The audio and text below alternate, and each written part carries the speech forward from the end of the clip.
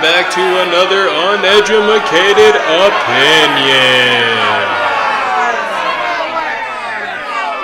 Alright, I'm your host, Jordan. Alright, so I'm back with another update. This is just going to be for one film. It's for Scream 7. And it's not anything that they plan on doing. It's more so what they planned on doing and my thoughts about it. So Skeet Ulrich, who played Billy Loomis in the original Scream, according to CBR, said Scream 7 was supposed to be the final film in a 3-arc story for Melissa Barrera, which I feel was obvious with the lack of subtlety and the foreshadowing and the beyond cringy hallucinations starring Billy Loomis. Man, this, like, the makeup and everything, it was fucking terrible. And Billy Loomis is on the top of my list when it comes to favorite serial killers in film. And I know that's weird to say, favorite serial killers, but you guys know what I mean. You're horror fans. You get it. So to see the treatment his character received in Scream 5 and 6 was unbearable and atrocious. They completely destroyed the mystique of his character, in my opinion.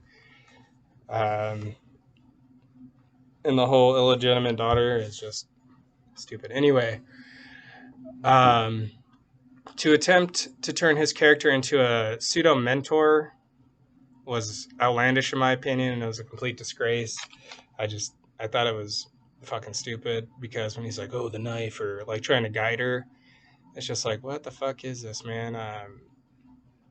Scream was based in like reality, not like some fucking anyway, I'm getting off the topic here, but back to the topic. Ulrich said it was part of why he agreed to return for 2022 Scream, which revealed Sam as the illegitimate child of Billy Loomis and teased a possible murderous connection between the two. He goes on to say, I was hoping for exactly that. And that's sort of the idea that was pitched to me a couple years ago, Ulrich said when asked if Scream 7 would have explored Sam's killer potential. That it was a 3-movie arc with that in mind. I feel it could have worked if they relegated Billy Loomis to just dream sequences and Sam is struggling with it internally. Not only that, but actually make it seem like Sam could be the killer without, pussing out and going with 2 of the most lackluster, fucking predictable killer reveals I've ever experienced or seen in the last 10 years. Like Scream 5 and 6, the killer reveals were fucking pathetic, man. I still can't believe it. Like, the first one was terrible, and they're like, hey, how can we fucking one-up it? Yeah, for fuck's sake. Anyway, but this would be a level of acting I don't think Melissa Barrera, seems to have. And I have nothing against her as a person, but as an actor, I'm astonished that she was able to land the role, or the lead role of Scream. Because with Neve Campbell, she set the standard, and I feel Melissa failed in every way to kind of reach that standard. Hence the scenes when she seems to be struggling with the connection to Billy. It comes off as like campy and almost like it's from a scary movie. The parody horror movies, of course. That's just her. I don't know. It just kind of felt like it was from one of those movies. Like it was Scary Movie 5 or 6 or whatever number it would be. And then also, out of all the actors in this film, she should have been a side character, And one character that I felt should have had more screen time and should have been a bigger character is the West character. I believe he played Judy Hicks' son. And he could have been a lead with Jenna Ortega, but actually, I think I would have had the cojones to kill off Jenna Ortega in the beginning, kind of like an homage to the original Scream. Because with Jenna Ortega surviving, it was proof that, there was no true risks or stakes. And then even more proof in Scream 6 when Chad's character, which is another fucking thing, is the jock guy is literally named Chad. Like, I understand, satire and comedy and all that, but this is just a little too on the fucking nose. And the lack of creativity is truly mind-blowing that they would literally name this guy Chad. That's when you'd have a white kid walking by a blonde hair drinking a Monster and his name would happen to be Kyle. It's like that same level of creativity, you know what I'm saying? Anyway, further proof that there are no stakes or risk is when Chad's character is literally being stabbed by 2 different fucking people. Like, he was stabbed more than Regina King in Scary Movie 2's intro. And he survived. So 2 different fucking people stabbed this guy, but because of his plot armor of a name, he lives and he doesn't even fall into a coma. From what I remember at the end of the video, he's like, hey, don't worry about me, pal. I got this. You ladies okay? And it was just like, dude, you for real? I thought they were actually going to be brave enough to like kill off his character, which I mean I would have been upset with, but at the same time I was like, damn, all right, well, I see you're playing ball, but no, that's stupid. What do they call themselves? The core four? The core four? Yeah, nothing's ever going to happen to them. And also Jenna Ortega's intro when she almost died was actually supposed to be used for Scream 5, I believe, with Neve Campbell seemingly dying in the beginning only to come back at the end, which was recycled and done terribly in Scream 5. So overall, they feel like Disney slasher movies where the hero wins, the villain dies, everybody goes home happy, nobody's been tested. It's all just, oh, I guess we'll just wait for the next one. Like Scream 1 and 2 had the balls that Scream 5 and 6 didn't, with killing off Tatum and Randy Meeks.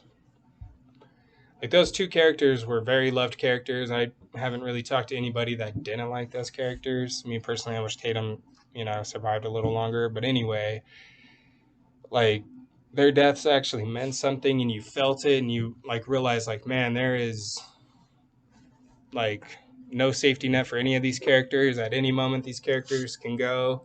And at the time, Neve Campbell was unknown, so it's like, yeah, she was, the main character and supposed to be the final girl, but it felt like even she can go at any time. So, and then from the jump in Scream 1 with Drew Barrymore's death, we all are very familiar with that and how Wes Craven set a standard while also killing a horror trope that Scream 5 and 6, especially Scream 5, seem to live off of, with the main characters protected by plot armor of being fan favorites. When Wes did the opposite, he was like, oh, they like this character, let's, but with these new Screams, they know that the fans, like, I don't know how, but they seem to love these characters. So they're like, oh, well, we can't kill them because then the fans will be upset. And it's like, no, you need to give these fans what they didn't know they, wanted. That's what Wes Craven did with Scream, because so many people were surprised and shocked with how that turned out. And look, it's literally the standard for slasher movies. So I truly doubt they'd be able to like capitalize on this, like with their balls in their hands, because this 3-arc story idea with Sam potentially being a character, they couldn't pull the trigger on. Like, with Sam potentially being the killer or a killer in this movie, I don't think it would be executed very well because they couldn't even pull the trigger on killing a main character.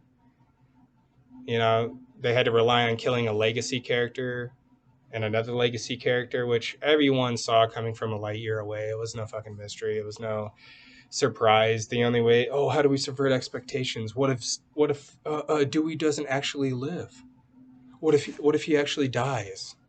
It's like, yeah, we all fucking knew that was going to happen. And then Judy Hicks' character, what a waste. Anyway, overall, I think that Melissa and the production company stepping away was a good thing. In my opinion, their ideas were just too mediocre for a Scream film. And I'm not some hotshot or some genius or whatnot, but when you're a fan of a franchise, you know what it takes, to make that franchise good. And it just didn't seem like they understood. So I think overall this idea, we dodged a bullet, in my opinion, because they didn't like execute on anything really. There's no execution worth talking about in any of these films from Scream 5 and 6.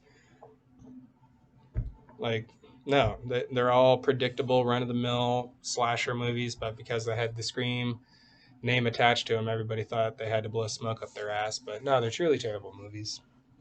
I'll try to get a review out for both of them, not to like hate grift or anything, but just to kind of elaborate further on why I don't fucking like these movies. Sorry for the language, I just can't help it. But let me know what you think below. Am I on base? Am I off point? Is what I'm saying making sense? Do you guys, just let me know. And then I also plan to release a few videos on what I would do with certain aspects of Scream 7. I'll try to get them out as soon as possible, maybe just like 3 videos, what I do in the beginning, the middle, and the end.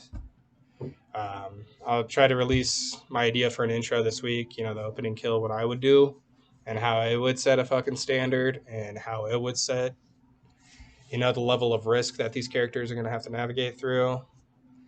But anyway, I appreciate you guys listening to me rant. You guys always tune in, and I love it.